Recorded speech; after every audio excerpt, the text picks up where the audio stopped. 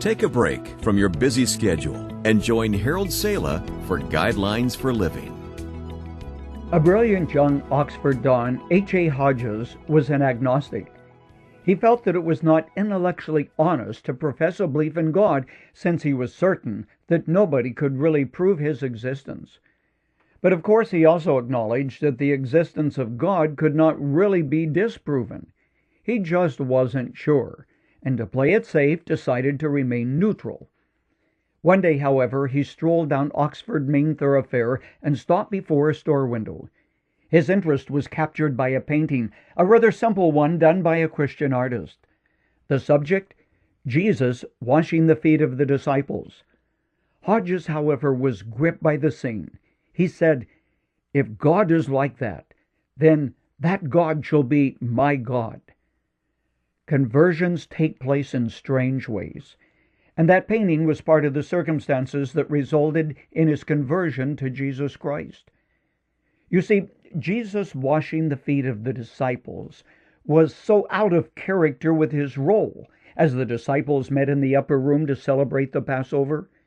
Important people didn't wash feet. They had their feet washed. The task of washing feet was assigned to a lowly servant.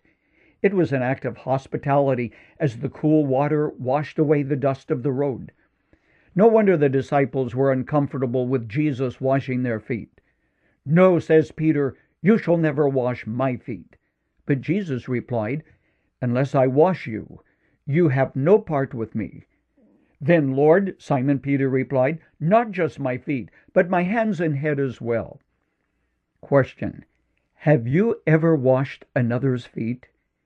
Yes, I understand that the custom is no longer part of our culture in the West, but have you washed another's feet through a humble act of service?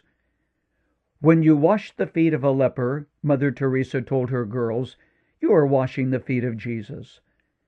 Washing feet today may be translated into cleaning up after someone who is sick, or baking bread for somebody who is elderly, or doing the shopping for an aged parent.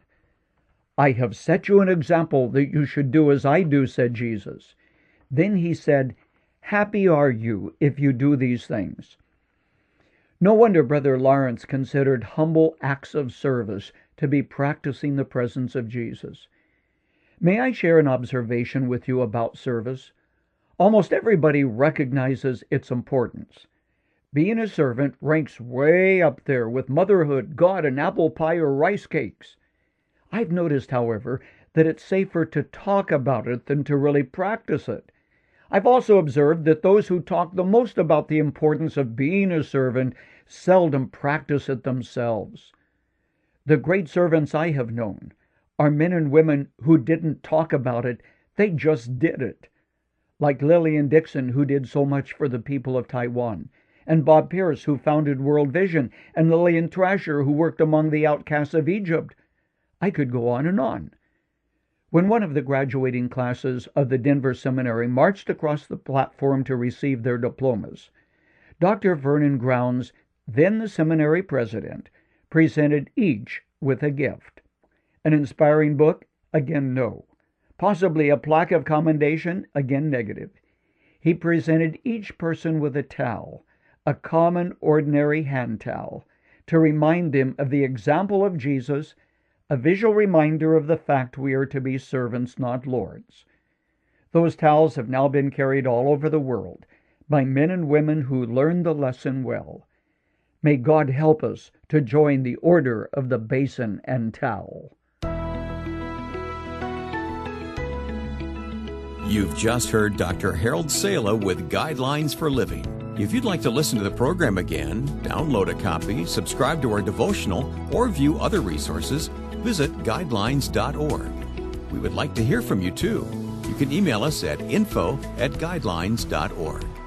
Thanks for listening, and we invite you to join us again for the next edition of Guidelines.